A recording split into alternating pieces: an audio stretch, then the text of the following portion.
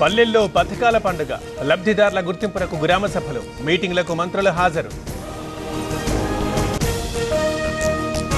నిర్బంధాల మధ్య గ్రామ సభల, రుణమాఫీపై శ్వేతపత్రం విడుదల చేయాలి, అర్హులకు న్యాయం చేయాలన్న హరీష్ రావు. సూర్యాపేట జిల్లా ద్వారకుంటలో గందరగోళం, అధికారులతో గ్రామస్తుల వాగ్వాదం, ఎన్నిసార్లు దరఖాస్తు చేసుకోవాలంటూ నిలదీత. ఇందిరమ్మ ఇళ్ల కోసం ధర్నా, మంచిర్యాల జిల్లా జన్నారంలో ఆందోళన, అర్హులకు కేటాయించాలని డిమాండ్. ఇంకెన్నిసార్లు అప్లికేషన్లు పెట్టాలి, దరఖాస్తుల పేరుతో కాలయాపన, గ్రామ సభల్లో మంత్రులు ఎక్కడన్న వివేకానంద గౌడ్. కాంగ్రెస్ పాలనలో పేదలకు రక్షణ లేదా, భూముల్ని బడాబాబులు లాక్కుంటారా, రియల్టర్లు బెదిరిస్తే ఊరుకోబోమన్న ఈటల. తులం బంగారం ఎప్పుడిస్తారు, హామీల అమలు ఇంకెప్పుడు, ప్రభుత్వంపై తలసాని మండిపాటు.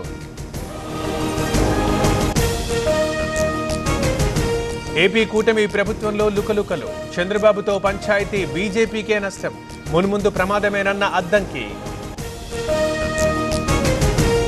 మూసీని మురికిమయం చేసిందెవరు, సుందరీకరణ అంటూ దోపిడీకి యత్నం, ప్రశ్నిస్తే గొంతు నొక్కుతున్నారన్న కవిత. తెలంగాణలో 10,000 కోట్ల పెట్టుబడులు, హైదరాబాద్లో AI data centre cluster, control సంస్థతో ఒప్పందం.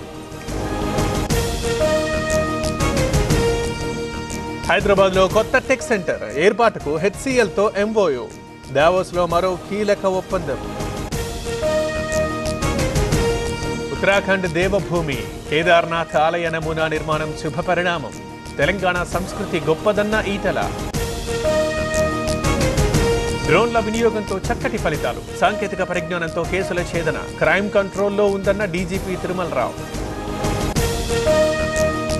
కాళేశ్వరం కమిషన్ ముందుకు వి ప్రకాష్, అఫిడవిట్ ఆధారంగా విచారణ, పలు ప్రశ్నలు సంధించిన చైర్మన్. డంపింగ్ యార్డు ప్రారంభోత్సవంపై వ్యతిరేకత, ఫీర్జాదిగూడలో బీజేపీ శ్రేణుల నిరసన, వెంటనే తొలగించాలంటూ డిమాండ్. అన్నవరం మండపాల్లో ప్రైవేటు కార్యక్రమాలు, ఆలయ నిబంధనలకు తూట్లు, సోషల్ మీడియాలో వీడియోలు వైరల్.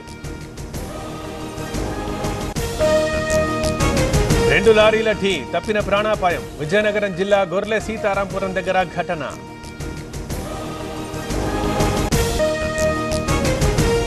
ఛాంపియన్స్ ట్రోఫీపై మరో వివాదం, టీమిండియా జెర్సీపై పాక్ పేరు వద్దన్న బీసీసీఐ,